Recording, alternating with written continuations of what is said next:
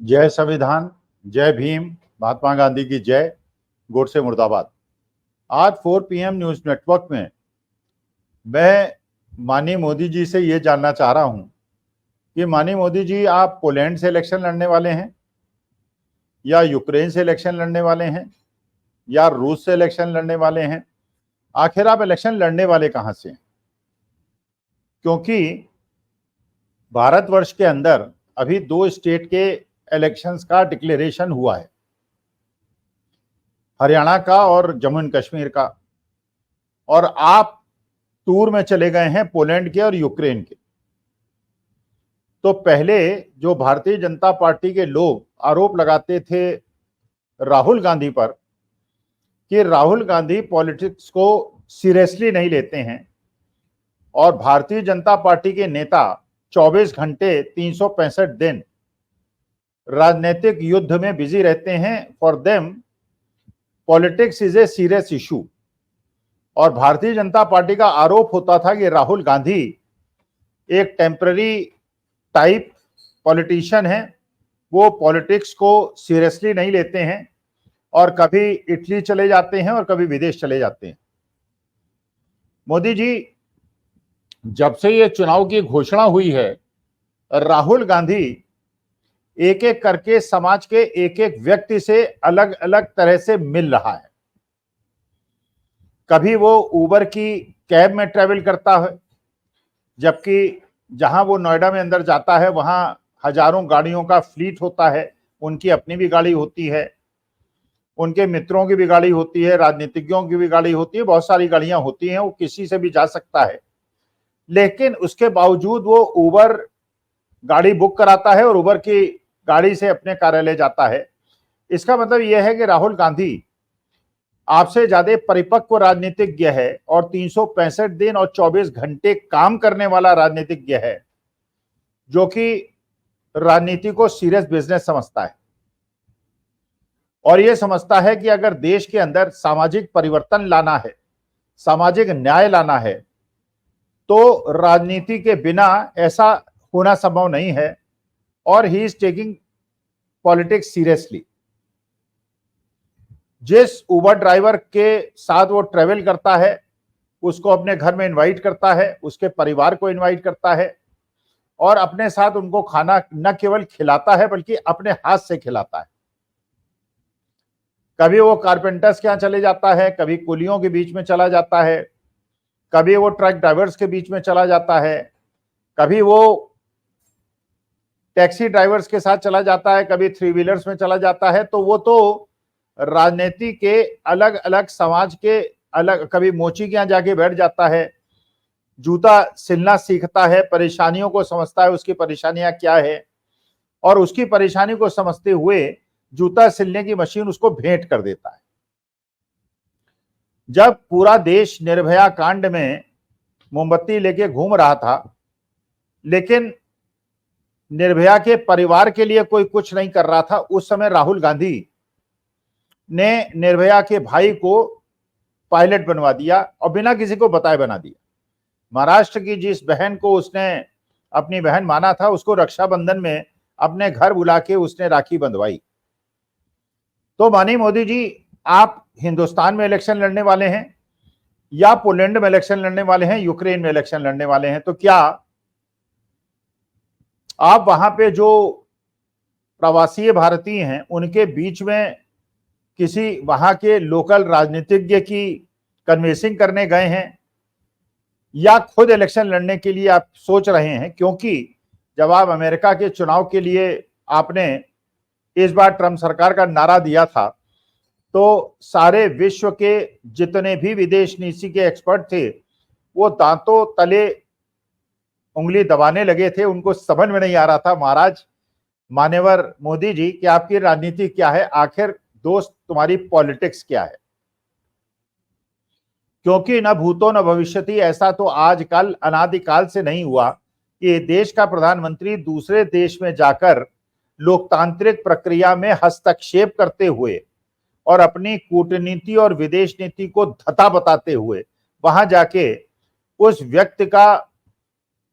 प्रचार करे जो बाद में अल्टीमेटली चुनाव हार जाए। और उसका विपक्षी जीत जाए, तो एक प्रकार से आपने भारत की राजनीति और विदेश नीति को तलवार की धार पे रख दिया था। ये तो परमेश्वर की कृपा है कि बाइडेन साहब थोड़े परिपक्व नेता हैं, उन्होंने उस चीज का बुरा नहीं माना और आपसे उन्होंने उसी प्रकार मित्रता की और अपने लाखों करोड़ों के हवाई जहाज और मिसाइल से पता नहीं क्या क्या आपको बेच मारे और लोन दिए और उसको बेचा और उसका ऋण का रिपेमेंट आगे वाला प्रधानमंत्री करता रहेगा। एक हमारे देश के प्रधानमंत्री थे जो बड़े प्रबुद्ध और बुद्धिमान प्रधानमंत्री थे, पंडित जवाहरलाल नेहरू।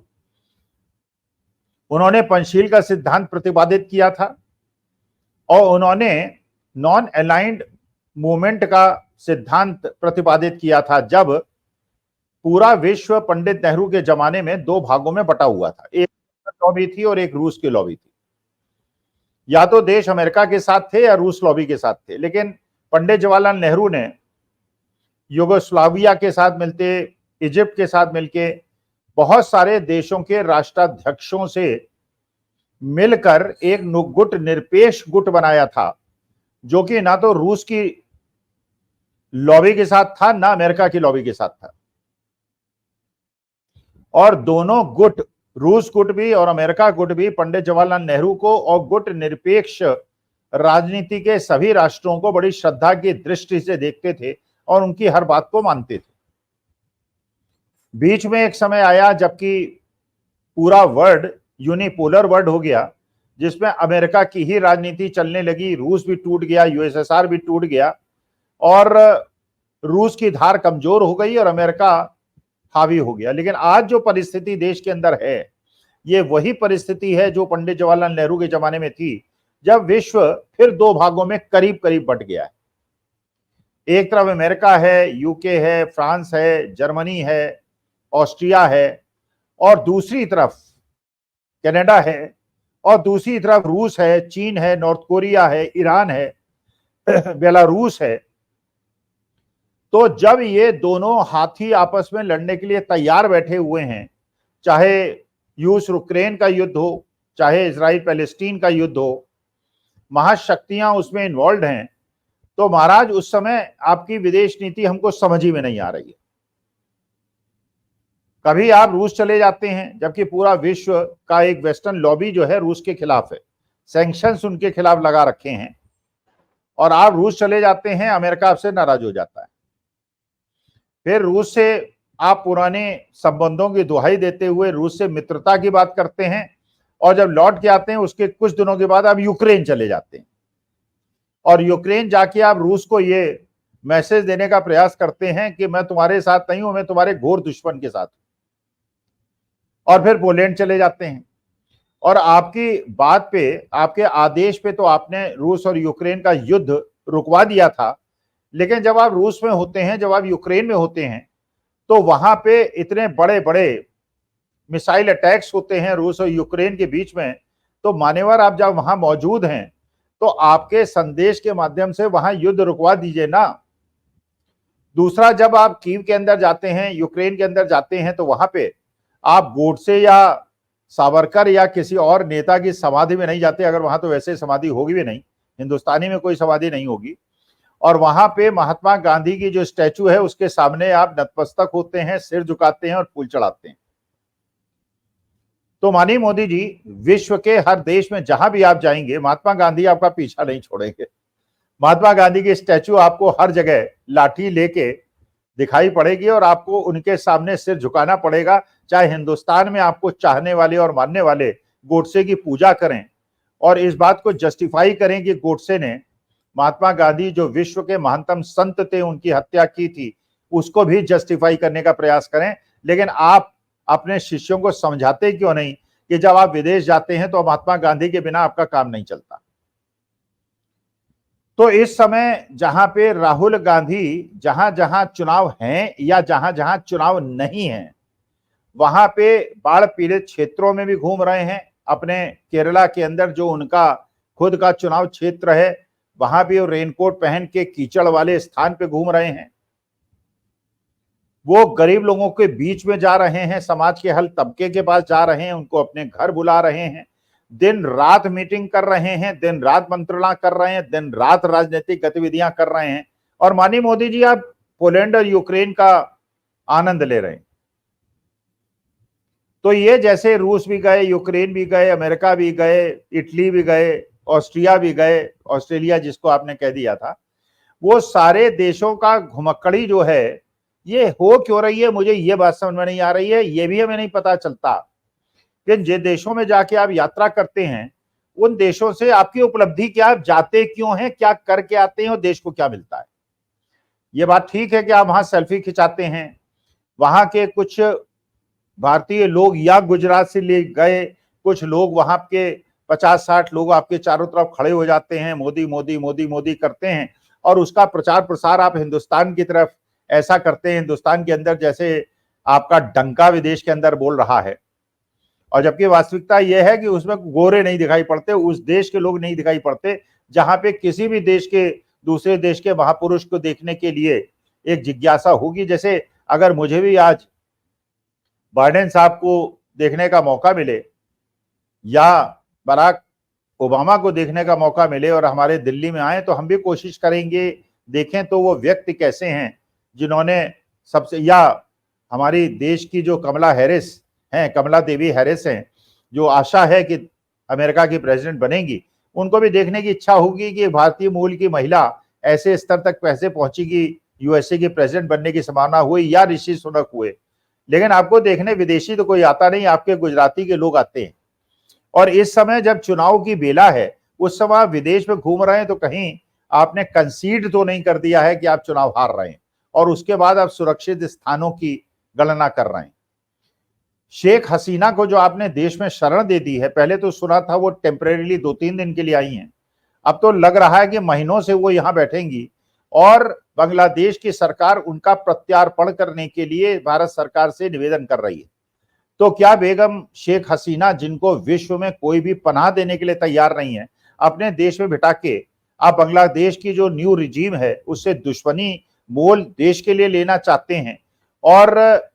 यूक्रेन में जाके रूस को नाराज करते हैं, रूस में जाके अमेरिका को नाराज करते हैं। तो कहीं मान्यवर ऐसा तो नहीं कि आपको लग रहा है कि थोड़े दिनों में सरकार बदलने वाली है या प्रधानमंत्री पद से हटने वाले हैं, तो अगले प्रधानमंत्री या अगले शासन सत्ता के लिए इतने कष्ट पैदा कर दो कि वो सरकार न चला पाए। अगर ऐसा है तो कृपा करके देश को संबोधित करें। लेकिन मेरे को ऐसा लगता है कि आपको जब तक ये हरियाणा और जम्मू एंड कश्मीर और महाराष्ट्र और झारखंड के इलेक्शन अगले 2 महीने न खत्म हो जाएं, तब तो आपको जाके विदेश की भ्रमण नहीं करना चाहिए। और अब तो 2 महीने के बाद वैसे भी देश के अंदर जो अपना वातावरण है वो ठीक हो जाएगा।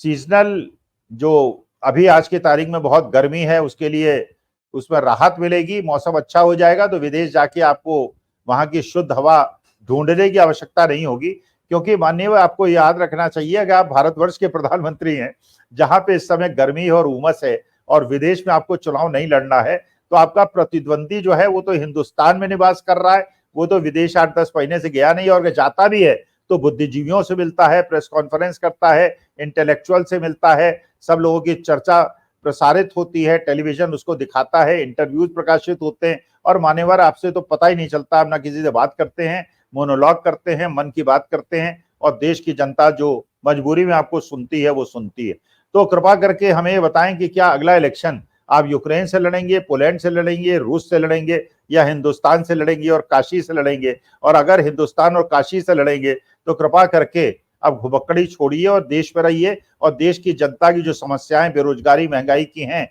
अग्निवीर की हैं, किसानों की हैं, उससे सामना कीजिए। ये विदेश भ्रमण ऐसे समय में जब देश रिजर्वेशन की आग में, मणिपुर सुलग रहा है, महाराष्ट्र के अंदर बदलापुर हो रही है, वेस्ट बंगाल के अंदर डॉक्टर के साथ रेप हो रहा है, ऐसे समय में विदेश भ्रमण मुझे बहुत ठीक नहीं लगता। बाकी आपको ठीक लगता हो, या आप बीजेपी के जो अंदरूनी कलह है उससे बहुत ज्यादा परेशान हो गए इसलिए विदेश यात्रा में चले गए। कृपा करके जब देश वापस आइएगा, अगर आप उचित समझें तो हम सबको भी बता दीजिएगा। नमस्कार, प्रणाम और धन्यवाद।